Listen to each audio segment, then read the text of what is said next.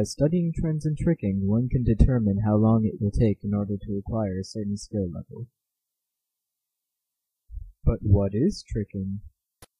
Tricking is a sport that is a combination of power moves from breakdancing, tumbling skills from gymnastics, and various martial arts such as wushu or capoeira. I chose this topic because I have been tricking for 2 years and find the sport very interesting. Having little to no prior experience, I have encountered many difficulties in my learning, which means crashes,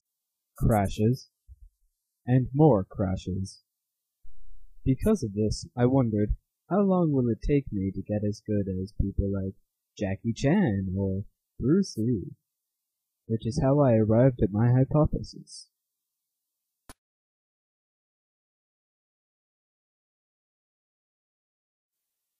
In order to collect data for this project, I had to make a survey that turned out looking like this. This survey asks questions such as the amount of years spent tricking, special diets, height, weight, and what tricks can be performed by the person being questioned. Due to the large quantity of tricks, at the bottom I wrote to feel free to add any other tricks that might have been missed, or any variations, so as to get a more accurate result. I was then going to distribute the survey by going to gymnastics facilities, and online at places like trickstutorials.com, club540.com, and even facebook.com. No first method is foolproof, and the case proves true with my own, as many flaws were discovered. These flaws will be broken down and discussed in 3 categories: scheduling, the survey, and bias. Part 1. Scheduling. I had researched several popular gyms in Toronto and had scheduled each gym to a day in the winter break, for which I would visit and collect data. Due to poor scheduling and a lack of prior knowledge, I was unaware that most gyms were closed. Part 2. The survey. The survey is flawed in a multitude of ways. The first flaw can be found in the years tricking category. What it does not account for is downtime or breaks from tricking, which are usually caused by injury, laziness, or an addiction to video games. The next part that I would like to look at is this entire area at the bottom. It asks questions such as, how many combos have you created, and how many tricks are in each of your combos.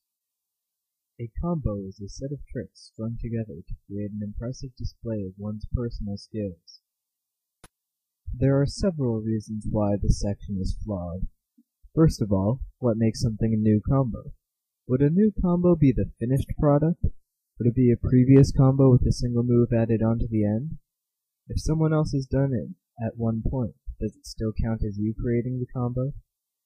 After a few years, this trickster creates so many combos that it's impossible to remember them all, let alone remember how many he or she has made. The final flaw of the survey falls into our third category: bias. The page asks you to fill out all of the tricks that you can perform, but what counts as being able to perform the trick? Making it look nice and defined is an obvious one, but what if you have something that looks somewhat like the trick? What if you can only land it a handful of the times that you try it? It's response bias like this that makes this part of the survey flawed. On top of response bias, we also have several different types of non-response bias. We have the simple no answer provided by 1 or 2 Facebook users.